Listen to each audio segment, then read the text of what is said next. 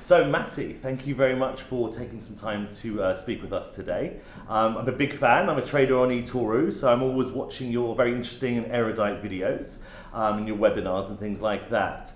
So thank you for that. You've probably definitely stopped me losing money, and you've probably helped me make some money along the way. And I'm sure that's the same for many of the traders. So definitely keep doing what you're doing. Thank you. But today I wanted to ask you a few questions. One of the things I find interesting is the cyclical nature of the boom and bust in the markets. So it's been about 11 years since the last major financial crisis. Yes. And given the fact that we've had the adrenaline shot tax cuts from President Trump, and we continue to reach new highs, I wonder, do you think there's an impending recession around the corner? And if so, do you think it's going to be this year, next year, 21, something like that? Yeah. So while sometimes it can be fairly easy to see what's happening at the moment in any sort of market, predicting the future is damn near impossible.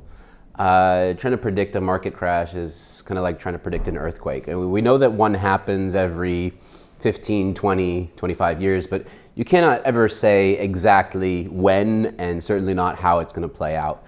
As you mentioned, there have been kind of a lot of adrenaline shots into the market, and over the last decade, the world's central banks have all gotten together and they've pumped loads of money into the system. Among the 5 top central banks in the world, we're looking at around $20 trillion that was printed. $20 trillion might not sound like a lot of money, but when we think about the fact that this is a fractional reserve banking system, so every single bank borrows $1 from the Federal Reserve, that $1 can be multiplied into 10 times, 100 times, 1,000 times, and the last estimate that I saw was about that they've created about $2 to $3 quadrillion worth of wealth over the last decade. So if you think about that type of liquidity, and a lot of it ends up going into the stock markets. So it's very possible that the stock markets can continue going up for a very long time after that. Of course, the downside, the risk to that is that maybe they've pumped too much money into the market, and then we can talk about things like inflation. But we haven't seen any inflation. And that's actually one of the biggest economic puzzles of our times is, despite the fact that they're pumping so much money into the system, you would think that it would spark inflation, and it hasn't come.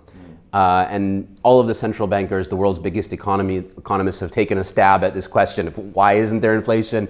And nobody really has any very good answers to that. So tell us, why isn't there any inflation? My best guess is that all of the money that they've pumped in is kind of staying at the top. So of the 6 the 6 big tech companies, they call it the FANG 6, which is Facebook, Apple, Amazon, Microsoft, Google, and Netflix. They've been responsible for pretty much all of the stocks gains this year. So if you take those out and you look at just the rest of the world's stock market has been pretty flat, and just those 6 have been performing excellently. And obviously, you know, the rich top 1% of the 1%, those are the people that tend to benefit the most from all of that stimulus. Some of it does trickle down, and the poor do get richer as well, but not nearly as fast as the rich do. So unless we see some sort of wage gains, right, where people who are and unemployment is at extremely low levels, especially in the United States right now. But that's for some reason is just not translating into higher wages for the average person. Unless we see higher wages, we won't be able to see inflation. So where that goes from here is anybody's guess, but the best practice as an investor is you don't have to worry about what's going to happen next, but you can just take a look at what's happening right now and be able to set yourself a strategy which is diversified in nature, and then you can take advantage of all of those things. So yeah, have some of those FANG 6 because they might keep going up, right? But have some of the rest of the markets, some crypto, and you should be doing great. Okay. So I guess during that period, a lot of the banks have recapitalized and they have a lot more capital available to them today. Yeah. So I guess my question is, but also the banks have merged, so the banks are even more big than they were in 2008, so they're more too big to fail, for want of a better phrase. So I wonder, are we worse or better prepared today than we were 10, 11 years ago? some of the things that worry me is, first of all, the growth, and too big to fail. I don't think that the liquidity that they've pumped in to the markets has really fixed any of the fundamental issues. I mean, it's given us it's gotten us to a place where there's a wealth of liquidity, but I don't think that any of those things have been really fixed. Corporate debt levels are through the roof at the moment. Companies are borrowing money at a very rapid pace, and sometimes they don't even have what to do with that money, but because it's so cheap, they just take it on, and a lot of it then ends up in the stock market. So, for example, if an investment bank can borrow $1 billion and pay only 1% on that, and say the average return on the stock market is 10% a year, it's only good business to borrow that money, put it in the stock market. The other thing that bothers me is the level of student loans that are out there, and people these days who've sought higher education are being forced to pay that out for the rest of their life, and the level of student loans just continues to rise. Has been rising for the last few decades, and it doesn't show any signs of letting up. So that's a very as far as looking at the regular people on the street, it's getting harder and harder to close the month, despite the fact that the economy looks great on paper. Sales are up, and unemployment is down, and the federal, those are the top level numbers that the Federal Reserve are looking at. But then when you get down to it, people are not able to save money at the end of the day. They don't have any kind of surplus. So we'll see how that plays out, but I think that for an average investor, you don't really need to worry about all of that stuff to manage the investment portfolio, right? You choose the companies that you like and the stocks that you like, the ETFs, or you can even use like copy trading, and a lot of people are adding crypto to their portfolio these days, and I think that that's really what each person can focus on. So with the banks being bailed out and most businesses not being bailed out, I read a statement the other day, and it kind of resonated with me. And it was the idea that there is socialism for bankers, but capitalism for the rest of us. What do you think about that statement? Yeah, that's an interesting way to look at it, I suppose. The whole idea of socialism versus capitalism, I think that in many countries the world is getting more polarized. So some people are very liberal and some people are very conservative, but I think that especially if you look at the United States as a prime example of that, where you have the Republicans versus the Democrats, and the Republicans just keep going further and further to the right, and the Democrats just keep going further and further to the left, and all the people in the middle are just like, what do we do next? Based on everything that I've seen as far as the tokenization, token economics of the world, the invention of blockchain, I think, is groundbreaking. And my feeling is that the next system that we have will neither be capitalistic nor socialistic, but rather have elements of both.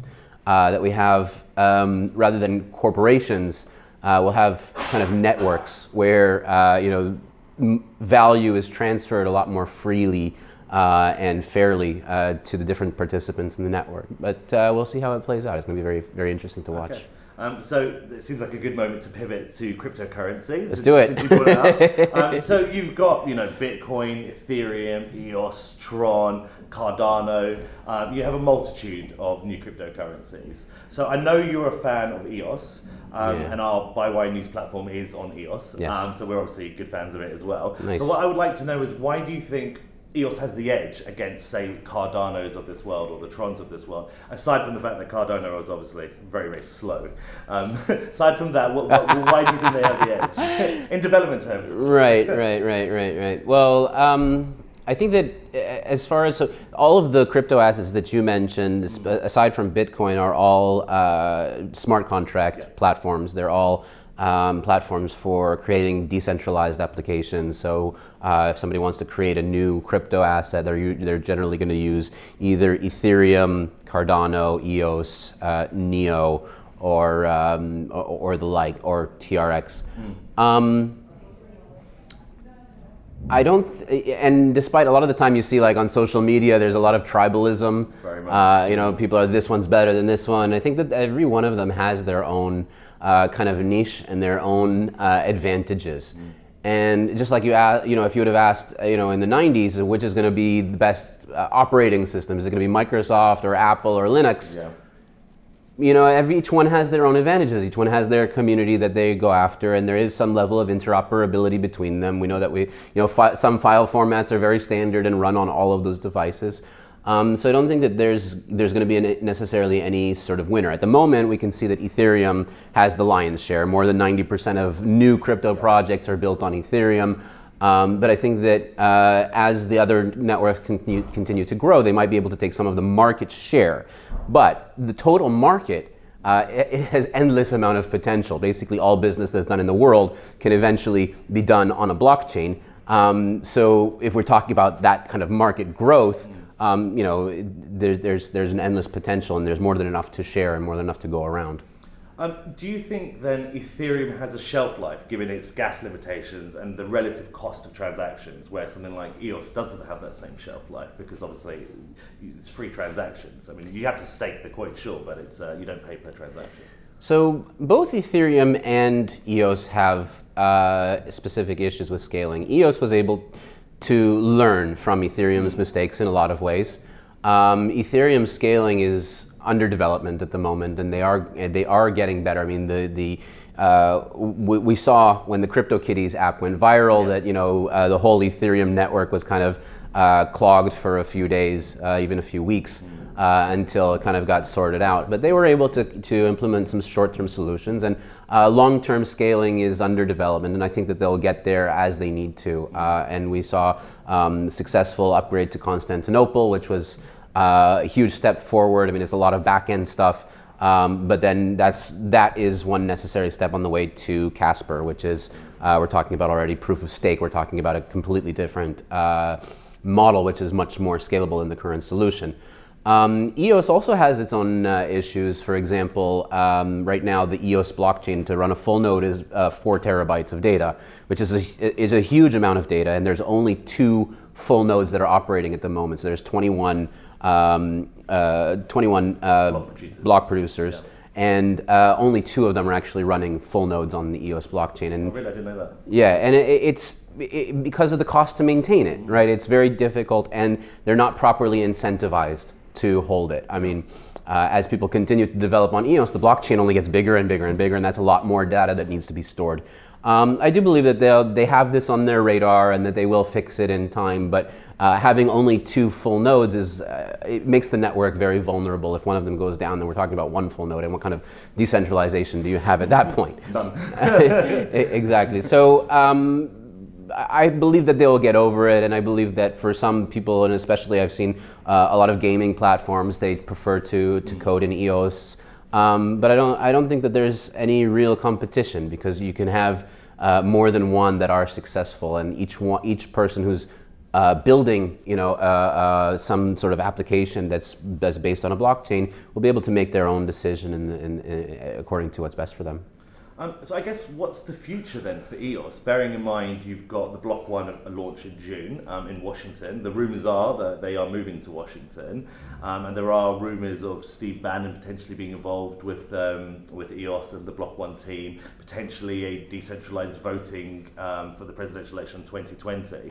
And I know that there's even rumors of an Apple credit card potentially being on the EOS blockchain and things like that. So I just wondered, do you have any sort of insight into what the future for EOS could be? Well, all of those things that you just mentioned are news to me. Oh, okay. I haven't seen any of those rumors whatsoever. The presidential election, I don't think that doesn't seem realistic. I don't think it's going to be the actual presidential election. I think they want to demonstrate that the technology could be used as such. Okay. And I've seen proof of concepts before that talk about decentralized voting systems, and I think that that's actually something that's quite fascinating, and especially in some countries in the world where there's allegations of unfair elections, I think that can be incredibly helpful. The United States has not been particularly a country where people accuse of unfair elections, but President Trump has now done so. He accused Hillary of unfairly losing. Yeah. Yeah. Which is ironic. It is, isn't it? I guess so. I mean, given the whole crypto industry, one thing that interests me is, what do you think, and maybe if you knew this, you would be a billionaire, but what is the one... I love these questions. What is the one glaring omission from the sort of the blockchain sector that, the blockchain or cryptocurrencies could fill, but aren't? No one's really getting into that world. Maybe it's a technical limitation, or maybe no one's had the idea. What do you think about that? What the blockchain industry is creating at the moment is an internet of value, where the internet has basically created a situation where information is free and fair and easily distributable. The invention of blockchain basically allows people to transfer something of value over the internet in a free and fair way without the need of a third party. So imagine what that can do. I mean, even just for example, the news that we saw on IOTA, I think that was mind-blowing, where IOTA is now partnering with Jaguar Land Rover to basically create machine-to-machine microtransactions that will improve the experience of people just driving their car, and it all just runs in the background without anybody having to actually interfere, and then they can look at their balance later on and say, hey, look, I've got some IOTA accumulated over here, and then they can just transfer that into Bitcoin or US dollar or whatever they need to do, or whatever they'd like to do with it. So it basically allows for incentivization of positive actions, and it basically allows for transfer of value and not just information. So basically, the blockchain industry and the crypto industry is what we're building at the moment, and tokenization is a much more free and fair market of global finance. Basically, what the internet's done for information is now being done with value.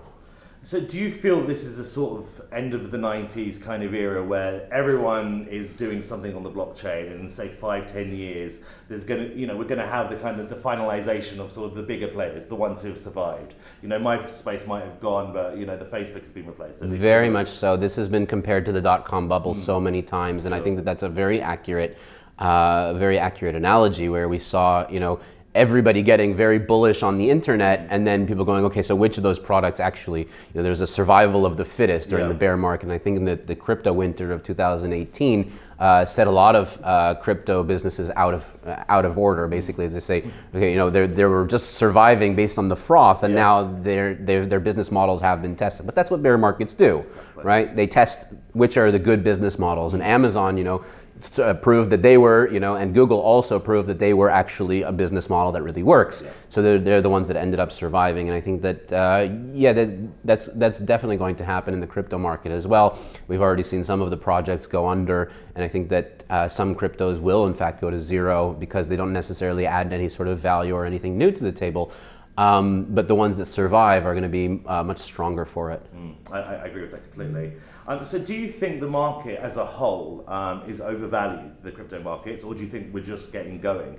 And what I mean by that is there's a lot of people in the industry who have a vested interest. So you hear people talking about Bitcoin going to $100,000, $200,000, and people buy on that advice. So I just wondered, is that are these astronomical numbers realistic? And is the last sort of bull market, was that a true reflection of the value of it, or as I say, are we just getting started?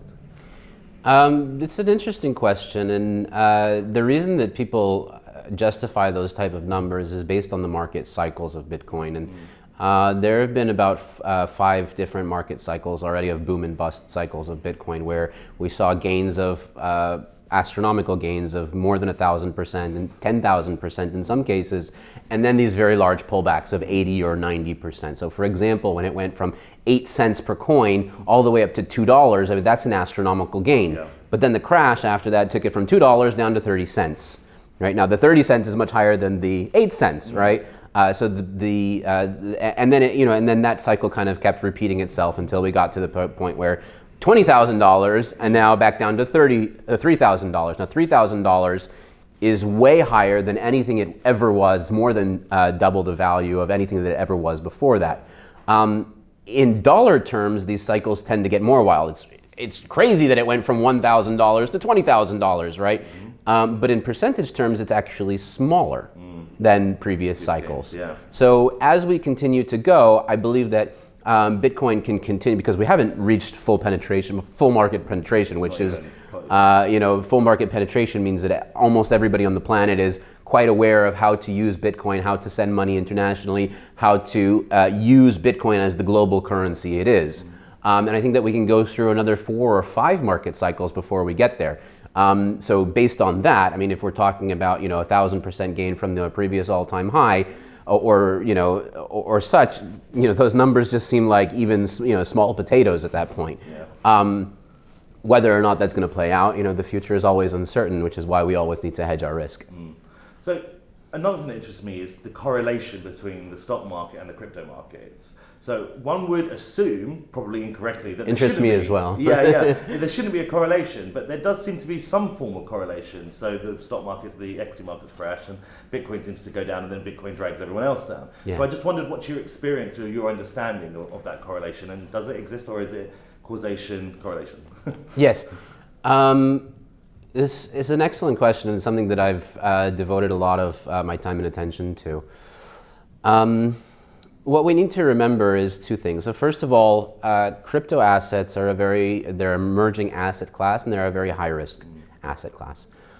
Stocks are also a high risk asset class, and people don't really realize that necessarily, but stocks have the potential also to fall in value 50% or even 80% or 100%, depending on the company that you're investing in.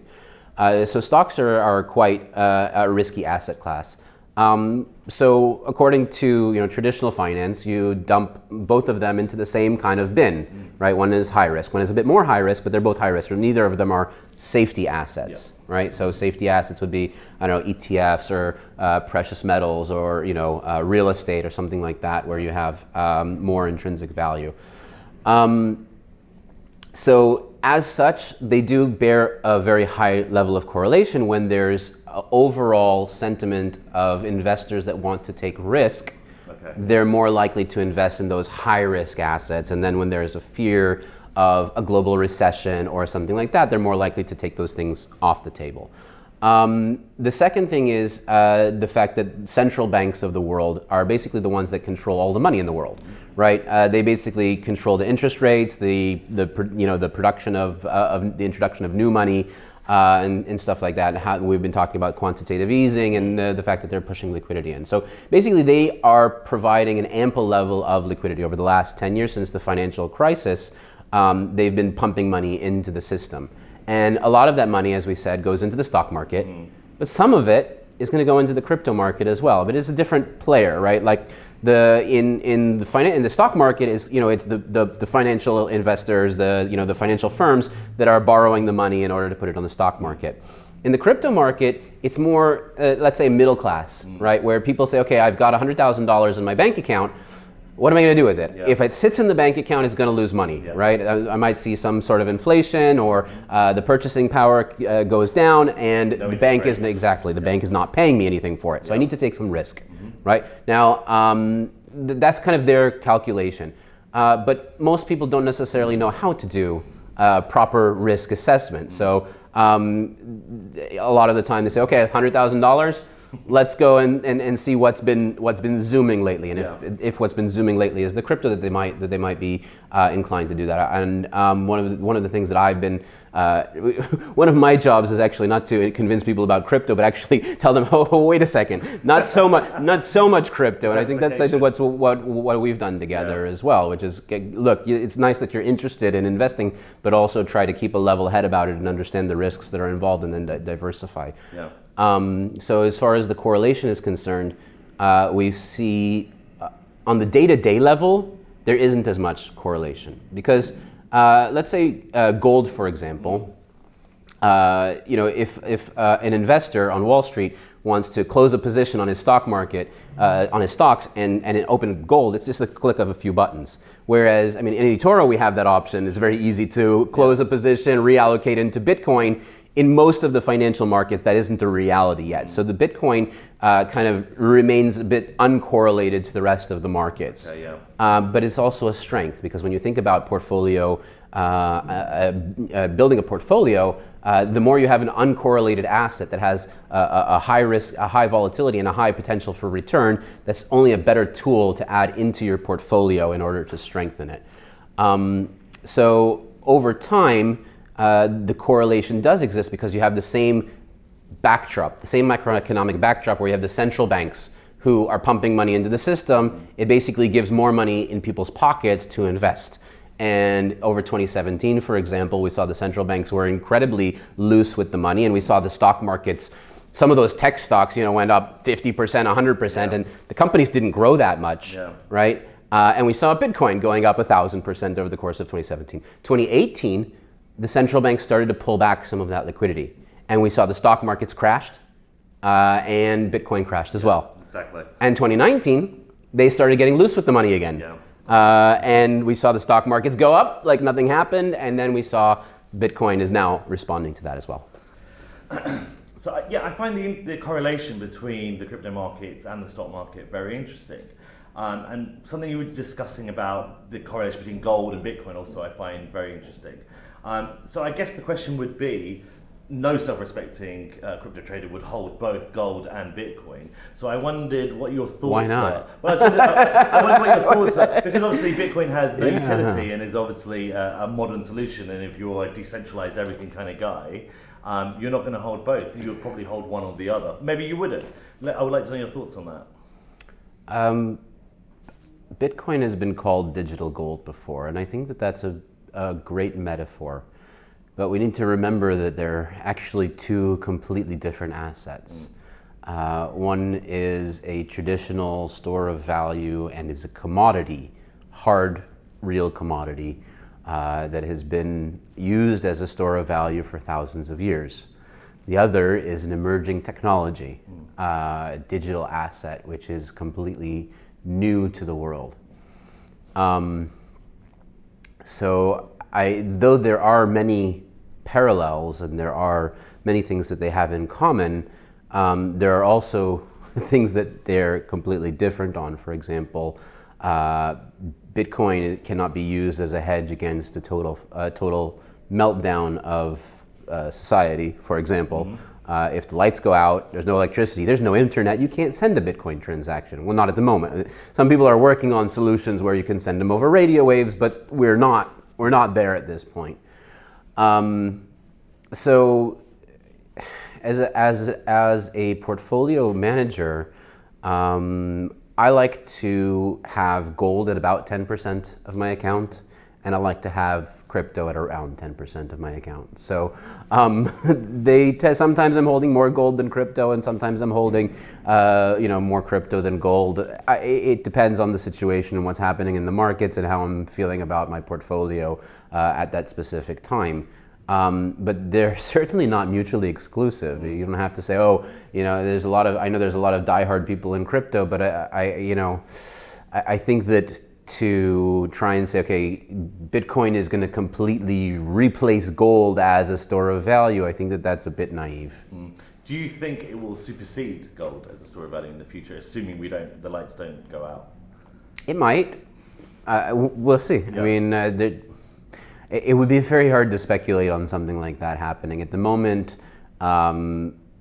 gold's recognition is parallel to none. I mean, like I said, we have thousands of years to build on, whereas Bitcoin is still an emerging, in many cases, controversial digital asset. So look, maybe one day as the time progresses and people start to understand better what Bitcoin is and how it can be useful, its use case as a store of value can increase. But I think that first the volatility needs to die down a lot, because people are not going to necessarily use it as a store of value. People that are in a stable economy are not going to. People in Venezuela who've been holding Bitcoin have been doing great, even throughout 2018. It's held up much better than their own currency, and even in other countries like Iran and Turkey have been able to use Bitcoin as a store of value throughout 2017, 2018 without any issues, but people in a developed economy here, like here in the United Kingdom or in the United States, are not going to use it as a store of value unless there's some kind of economic collapse. But what we need to see is that the volatility dies down. Once the volatility dies down, that'll be once we reach more full market penetration, there's more liquidity in the market, then there will be less volatility and people can use it for that intended purpose. So do you think Bitcoin will remain as a store of value rather than a transactional cryptocurrency, as in a kind of daily currency you might use to purchase things? Bitcoin isn't very good at day-to-day transactions.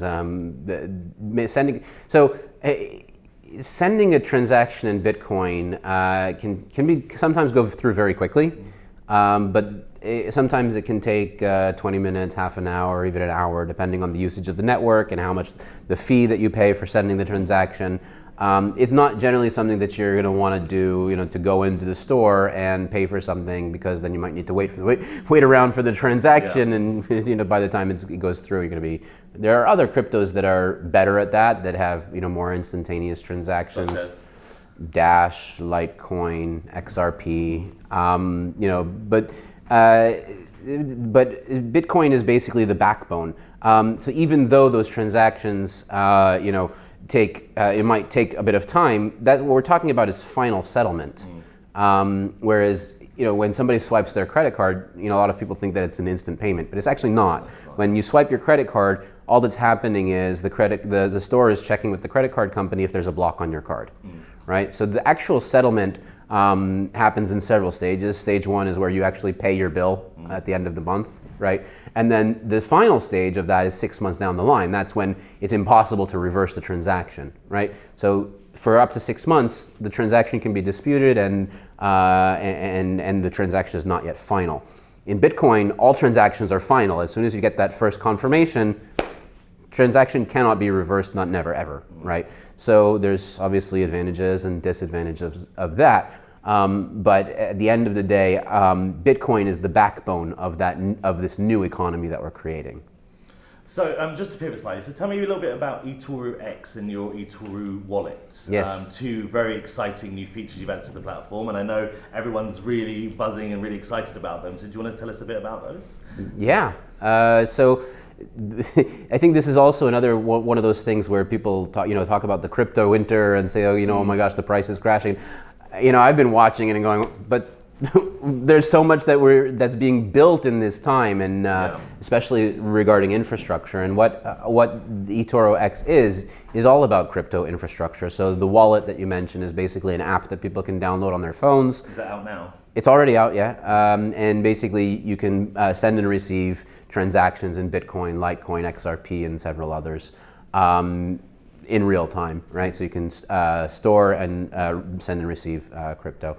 Can you take out the crypto, say someone's traded crypto on eToro previously and they have a stash of Bitcoin or whatever, could they then migrate that from the trading platform into the wallet and then purchase stuff? Yeah, they can? Yeah. Oh, wow. It depends on the level of the transaction and the level of the client. I would say, just speak with because we're doing a gradual rollout of the crypto wallet. We decided to make the crypto wallet available for some specific customers, just so that we don't have, all of a sudden open the doors and then have to deal with, scaling issues. So we're doing it quite gradually in different geographic locations, based on different payment methods and stuff like that. So if you want to be sure, just speak with the customer service and say, hey, can I do this? Sometimes, in some cases, they'll have you sign a waiver or something like this. But for operational, I would say to start out with, we'd like to get to the point where anybody can just, without asking any questions, just understand, just take the money off the platform, put it into the crypto wallet, and be able to spend it. And many people already can. We'll get to that point very soon. That's the holy grail, really, I suppose, isn't it? I think it was a few weeks ago, I think it was a Bitwise report discussing the... Sure. That was a fun one. Yeah, the total volumes of transactions and how they've basically been lying since the invention of cryptocurrencies and vastly exaggerating it. Yeah. So I guess I wanted to know, firstly, what impact do you think that sort of misrepresentation of the volume had on the market generally. And do you think it's a positive or negative thing going forward now it's been addressed? Yes, yeah. So the Bitwise report was groundbreaking. It's not the only report. There's been a lot of reports of wash trading.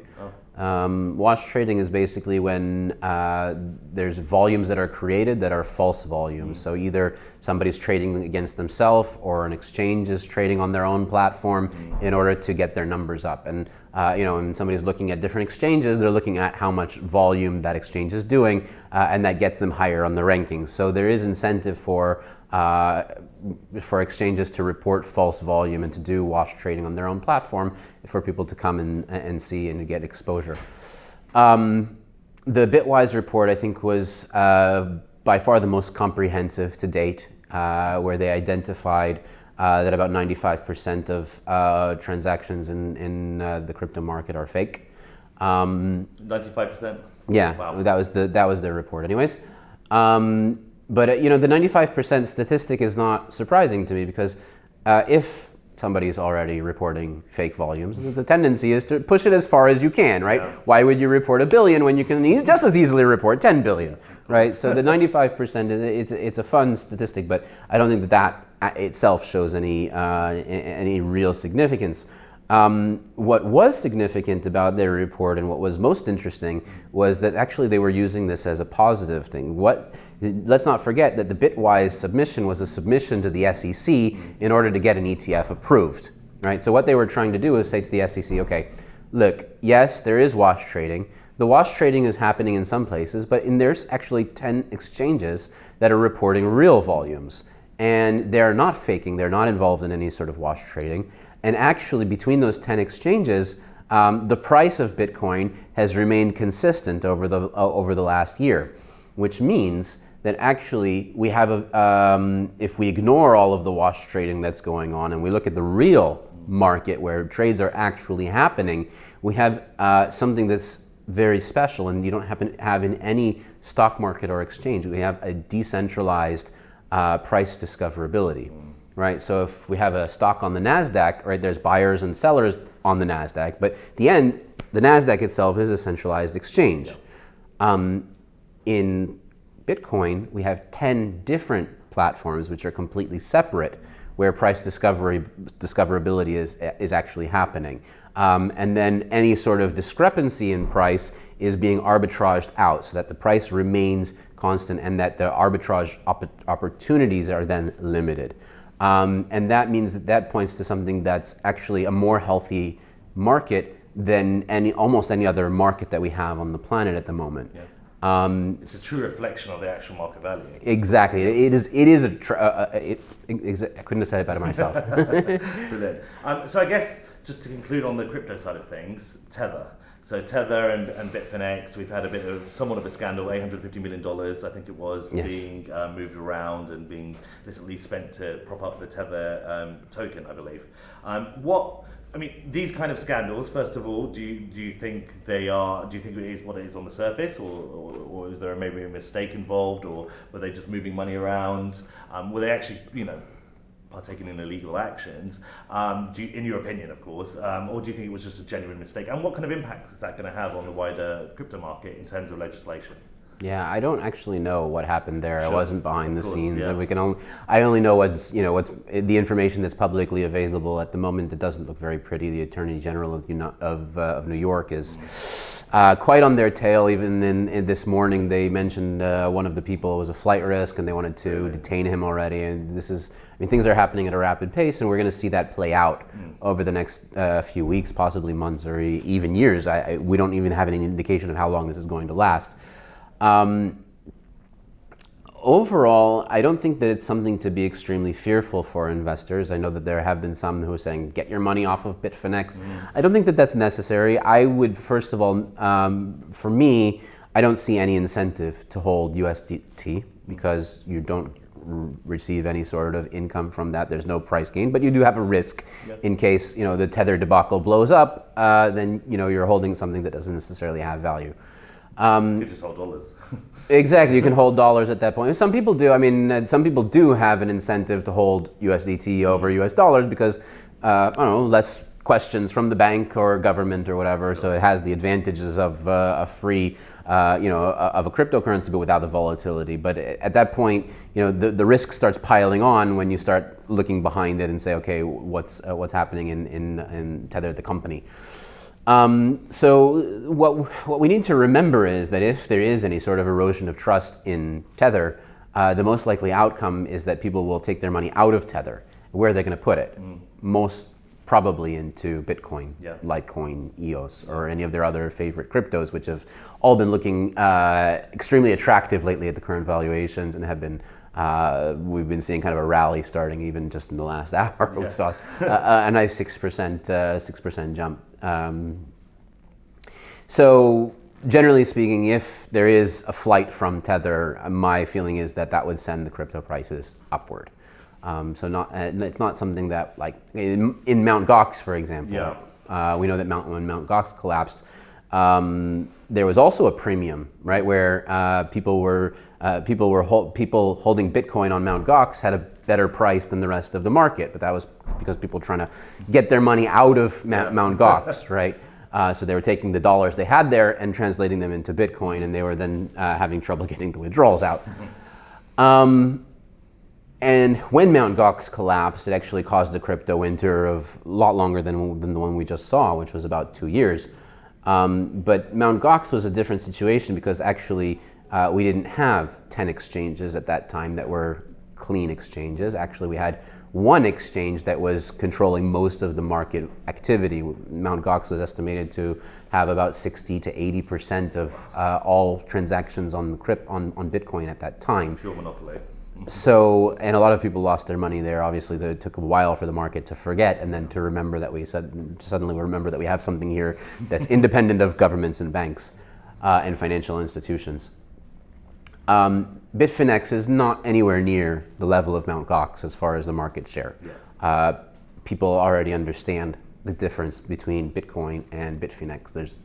There is quite a segregation in both in actual numbers and in psychology. Yeah, that's a really good answer, actually.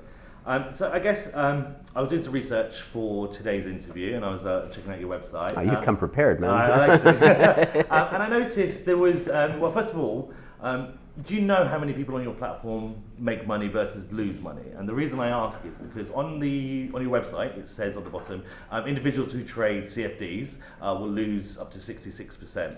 But then on your emails, it actually says individuals could lose up to 76% of CFDs. So I guess my question to you is, firstly, what's the right number? And it's important to be consistent on that. And secondly, what can companies like eToro, now I know eToro does loads to kind of stop people blowing up their accounts and everything else. You're probably one of the best. But what can eToro and the wider industry do to stop people going broke like they're doing with gambling nowadays, and to better educate people in a kind of honest appraisal that the chances are you're going to lose a lot of money here, but if you can educate yourself in the right way, you can mitigate that. So what can companies do more? Okay, so I'll answer the first question first. So the new stipulation from the financial regulators is that we need to report and include in the disclaimers the level of profitability for CFD trading. Now, CFDs are a specific subset of what we do, so it doesn't mean that every asset on our platform, but we don't want to take that number out of context. We're talking about only CFD trades. 76% was last month's figure. 66% is this month's figure. Oh, really? So actually, we need to update that on a regular basis inside of this disclaimer. So meaning that yes, so you might have saw one on the website last week, and then we actually on May 1st we updated to 66%. So why do you think it's going down then? Do you think that's something that eToro is actively helping? We always want to increase education on the platform, and I've done extensive market research as to why people are more profitable on eToro. And first of all, money management is a lot simpler. In some financial brokers, they let you spend more money than you have or over leverage. So you can set your stop loss at $1 million, even though you only have $1,000 in the account.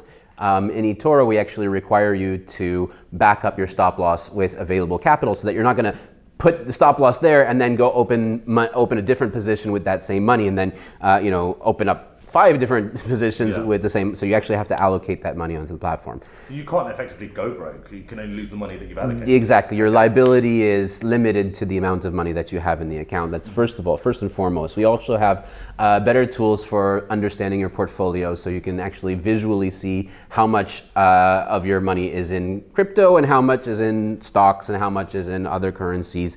That makes it very easy. You can also see which assets in your portfolio give you the most risk at the moment. So then you can say, okay, let me make a portfolio adjustment. Let's see what's my biggest risk, and then you can kind of take some of that down. So like say, I saw a new opportunity I want to invest in, and I'm full. Then I can very easily see where to take some of the exposure off of.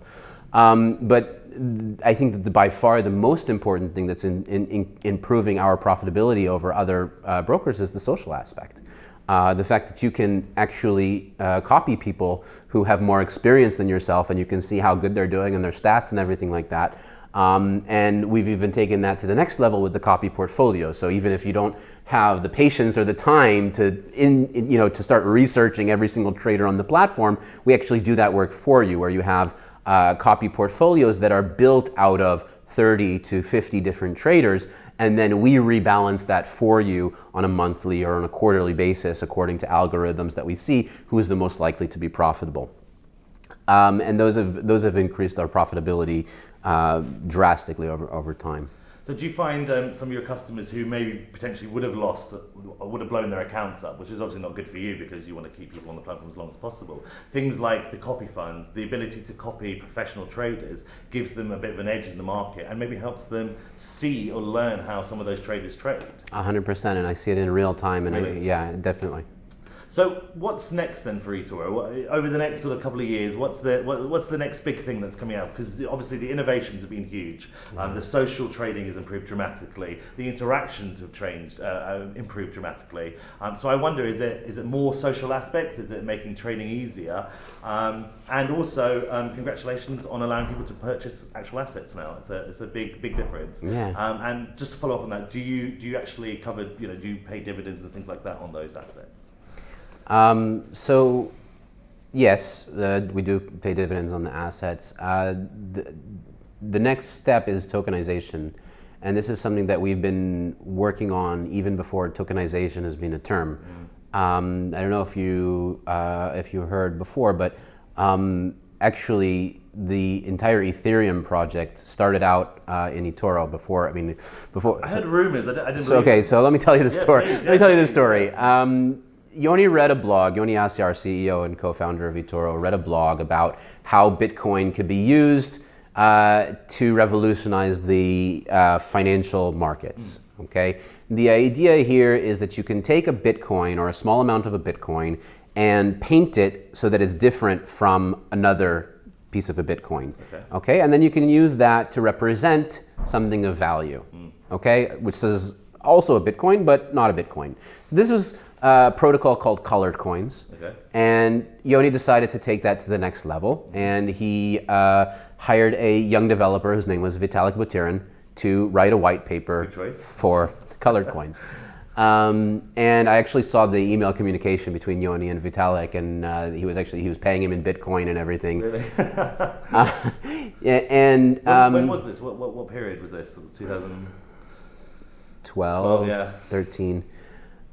And Vitalik wrote back to Yoni and said, look, I'm going to finish up this white paper, but I'm starting to work on another project because this is an incredible idea, but it needs to go one step further, right?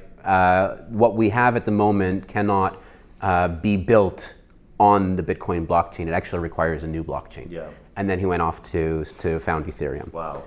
This is the dream, is to have all of the assets that are traded on eToro as decentralized, tokenized assets. Wow. Okay. This is the dream that we've been working on from that time until now. Wow. And the ToruX platform is built for that, so that we can tokenize. The first step we've already done is stablecoins, because fiat currencies are the easiest to tokenize, right? Because it's much easier to maintain a steady peg and to issue the currency as it is in the current market environment. But That can go to real estate, for example. Let's say if you buy a building and you want to open that up to public investors, and you can have your cousin who's got $5 to invest, and he can buy a small token of that building, and he can see the dividends from that, right? And people do that in art and things like that as well. In art and anything that has a value can be traded in such a way where it's then completely broken down, and anybody can buy a small piece of it in a free and fair way, and I can just give it to you like by tapping our phones together, and then we can and you can go on your way and I can go on mine. So that's kind of where we're looking at. It's really interesting. So Yoni is kind of like the Winklevi of the Winklevi to social media. He is to cryptocurrencies. Came up with the idea originally, and then inspired somebody else to run with it. Right. But there's going to be no film then, is there? No, but colored coins actually continued on its own merit. Oh, really? And there was another project that spun off of eToro, which is called Colu.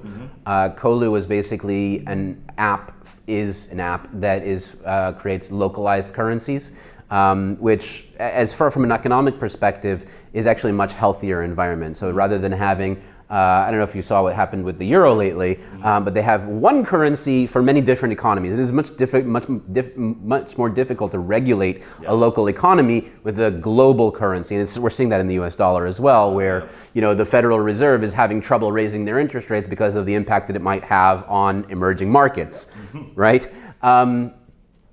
So Colu is basically an app that does localized currencies that was originally built on Bitcoin and the Colored Coins protocol. I believe that they're using probably Ethereum by now or something, or some other. But probably.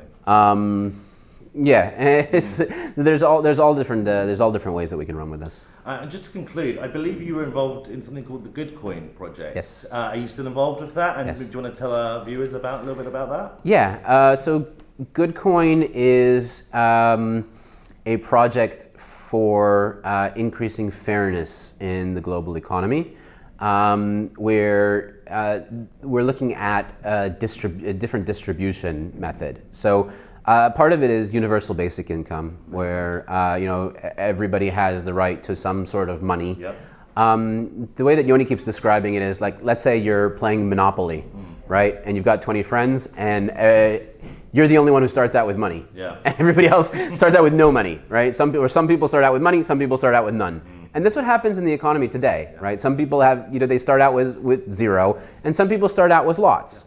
So the idea here is that everybody will kind of, not that everybody is equal, but that at the moment the wealth gap keeps growing, right? The idea here is to curb that so that it goes the opposite direction. Wow, and how would that work practically?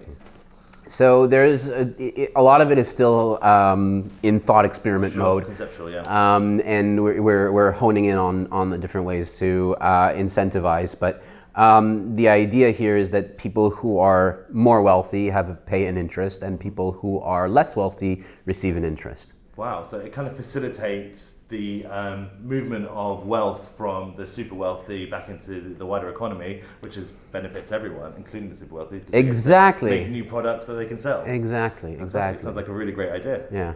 Well, thank you very much for giving us some time today, Matty. It's been really, really great to chat to you, and I hope we get to chat again. Pleasure was mine. Thank you very much. I'll see you.